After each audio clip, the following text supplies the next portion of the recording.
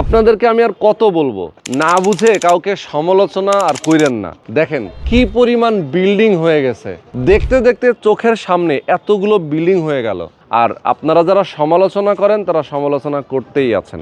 অথচ দেখেন যারা রিয়েল জিনিসটা বুঝতেছে তারা এই বিল্ডিংয়ে এখন বসবাস করতেছে। তো এটার জন্য বলবো আপনারা সমালোচনা না করে রিয়েল জিনিসটা বোঝার চেষ্টা করেন। আমি যে লোকেশনটাতে আছি এটা হচ্ছে আটি মডেল সোসাইটি, যেটা সুজন হাউজিং নামে পরিচিত, ঢাকা মোহাম্মদপুর বাস স্ট্যান্ডের খুব কাছাকাছি। অনেকেই আপনাদের প্রশ্ন থাকে, ভাই ঢাকা মোহাম্মদপুর বাস স্ট্যান্ড থেকে আটি মডেল টাউনে যেতে তো অনেক সময় লাগে এবং একটু দূরে।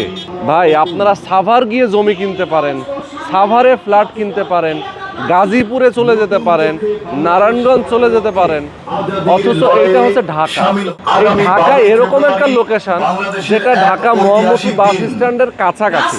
তো এরকম একটা দারুণ লোকেশনে যদি একটা অ্যাপার্টমেন্ট আপনি কেনেন, এখান থেকে আপনি মোহাম্মদপুর বাস স্ট্যান্ড যাবেন মাত্র 10 থেকে 12 মিনিটে, আপনি ধানমন্ডি যাবেন, আপনি রায়ের বাজার যাবেন, আপনি এখান থেকে এয়ারপোর্ট যাবেন, আপনি এখান থেকে সংসদ ভবনে যাবেন, আপনি এখান থেকে আসাদ গেট যাবেন, এখান থেকে আপনি শ্যামলী যাবেন, সবই কিন্তু কাছাকাছি, দূরে কোথাও না। এখান দিয়ে সবাই যারা বসবাস করতেছে তারা এখান দিয়ে যাতায়াত করে অফিস করতেছে, ব্যবসা বাণিজ্য করতেছে।